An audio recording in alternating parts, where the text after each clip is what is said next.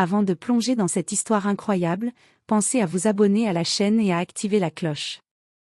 Ici, chaque récit a quelque chose à dire, et vous ne voudrez pas en manquer un seul. Forcée d'épouser un idiot, elle enfante des jumeaux, son mari disparaît, 5 ans plus tard il revient riche. Claire Thompson était une jeune femme d'une rare intelligence, dotée d'une curiosité insatiable et d'une ambition qu'elle cachait soigneusement derrière un sourire poli. Depuis son enfance dans la petite ville tranquille de Guthrie, Oklahoma, elle rêvait de devenir architecte, de bâtir des ponts et des maisons qui dureraient, comme ses idées. Elle passait des heures plongée dans des livres d'art et d'ingénierie, s'imaginant loin des horizons étroits de son village natal. Pourtant, malgré son esprit vif et son envie de liberté, Claire était née dans une famille modeste mais profondément attachée aux traditions.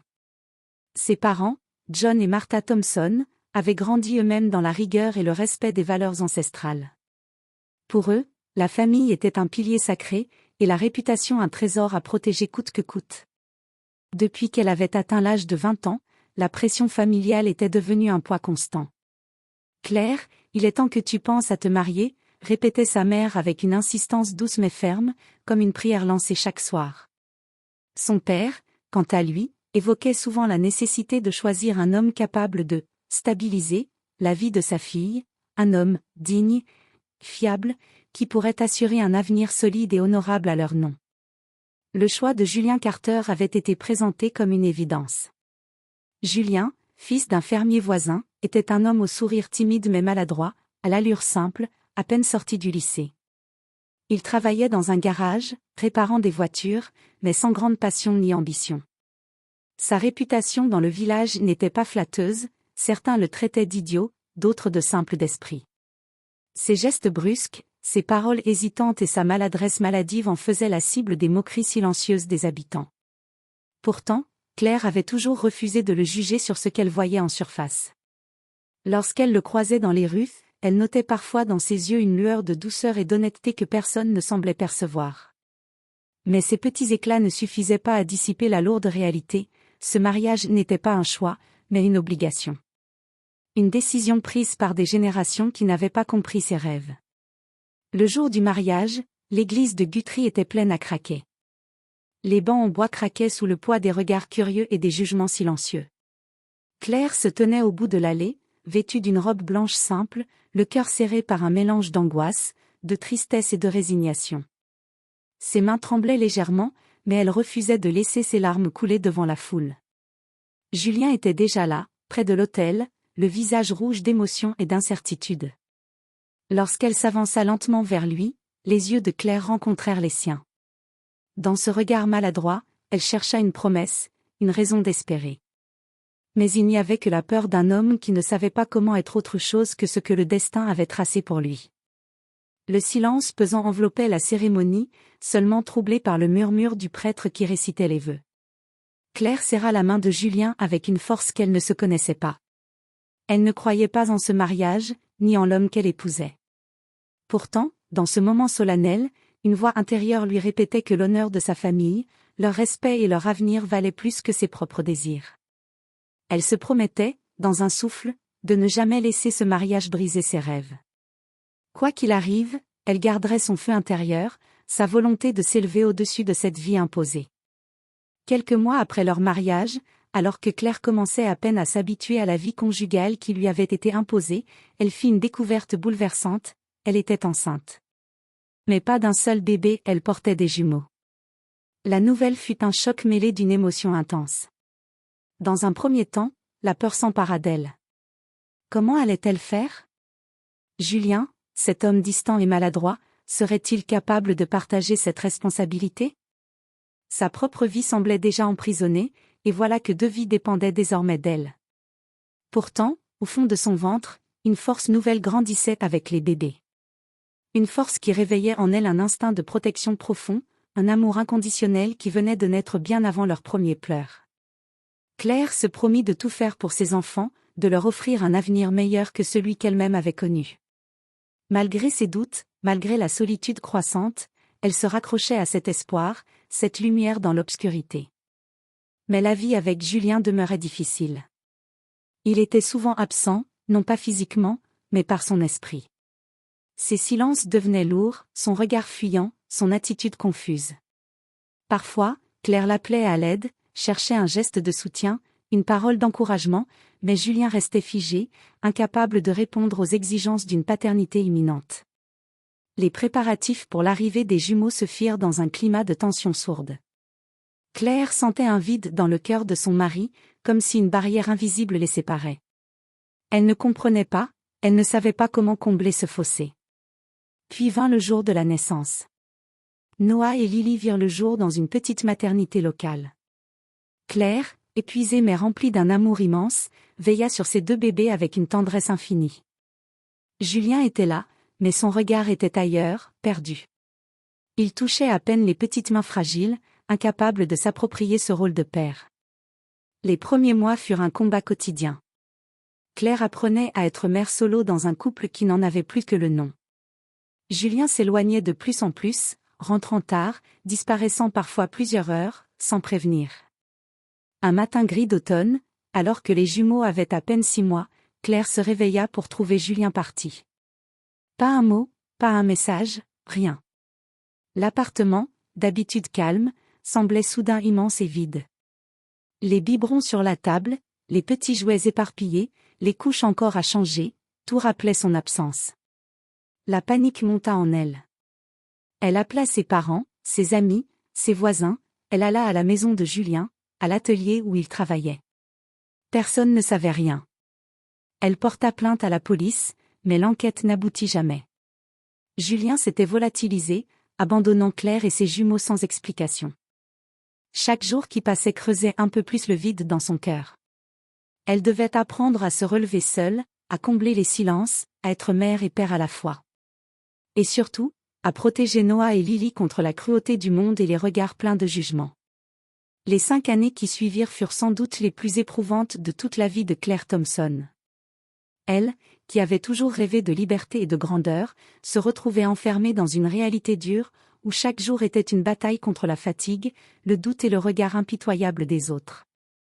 Seule avec Noah et Lily, ces 2 rayons de lumière, elle dut apprendre à jongler entre 1000 responsabilités. Les nuits étaient souvent courtes, bercées par les pleurs des jumeaux, les maladies soudaines, et les inquiétudes silencieuses qui pesaient sur ses épaules. Elle enchaînait les petits boulots serveuse dans un café, vendeuse dans une boutique, assistante dans une crèche, tout ce qu'elle pouvait faire pour joindre les 2 bouts.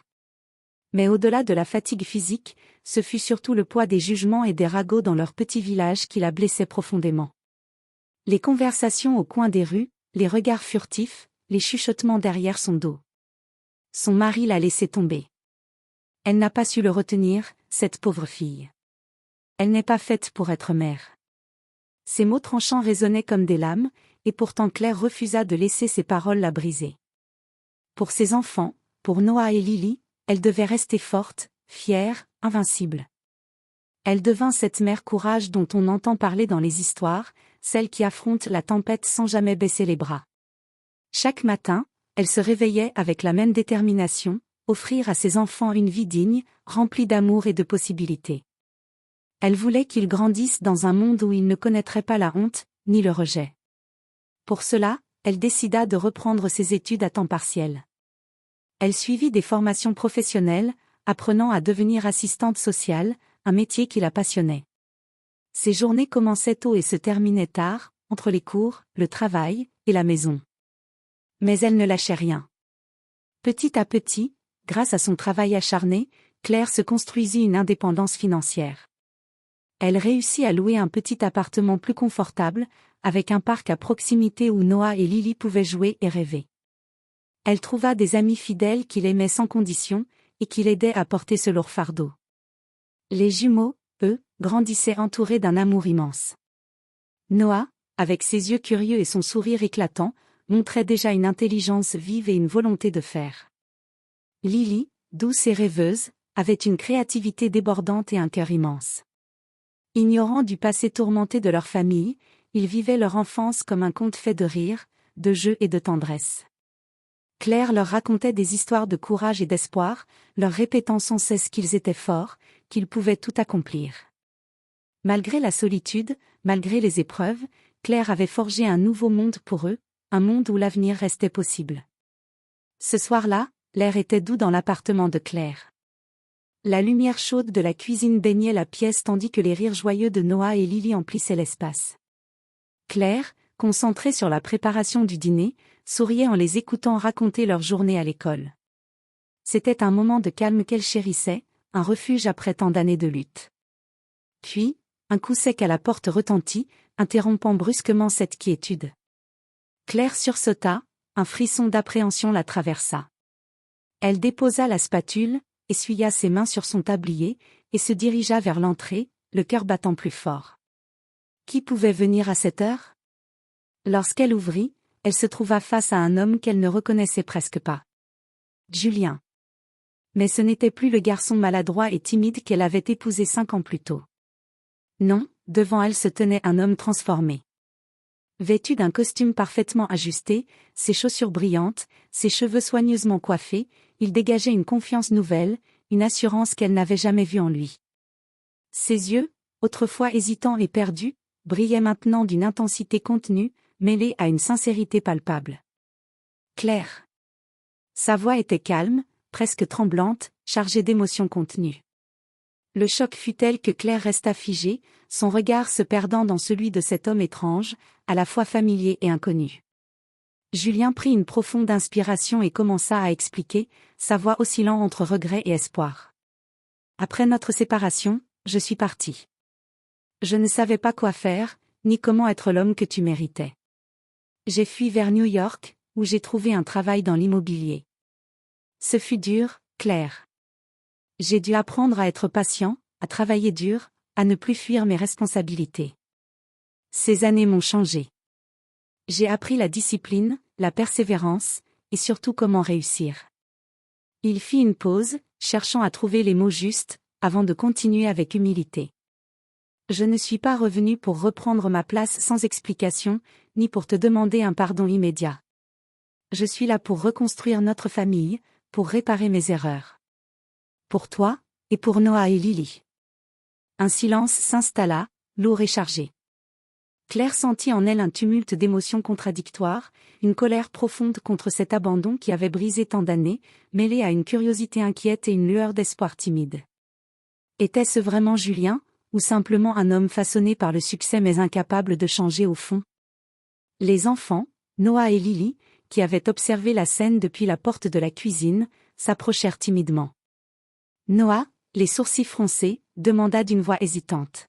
« Maman, pourquoi papa est-il parti ?» Lily, plus spontanée, regarda Julien avec des yeux brillants de curiosité. « Veux-tu jouer avec nous ?» Ce moment, chargé d'innocence, ébranla Claire plus que tout.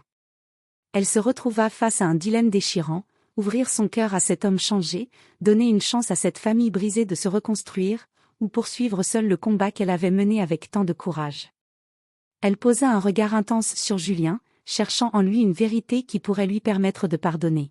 « Julien, dit-elle enfin, la voix tremblante, tu as disparu quand j'avais le plus besoin de toi. Si tu veux vraiment revenir, il faudra plus que des mots. Tu devras prouver que tu es l'homme que je n'ai jamais eu. » Julien acquiesça, conscient du chemin qui l'attendait. Ce retour était le début d'un long processus, fait de doutes, de blessures et peut-être, d'un renouveau possible. Avec le temps, Julien fit preuve d'une volonté sincère et constante de rattraper le temps perdu.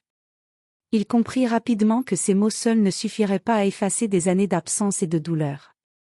Chaque matin, il s'efforçait d'être présent, non seulement physiquement, mais émotionnellement. Il participa aux routines du quotidien, changeant les couches, donnant le bain aux jumeaux, s'intéressant à leurs jeux, leurs histoires, leurs petits succès.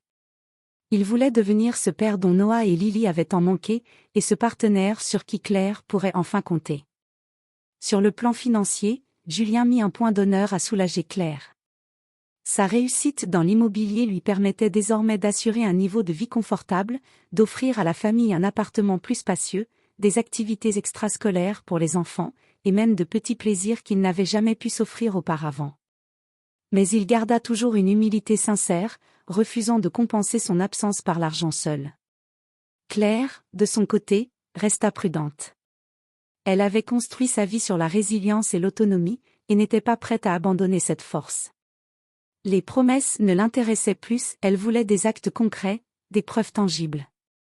Chaque geste de Julien était observé, analysé.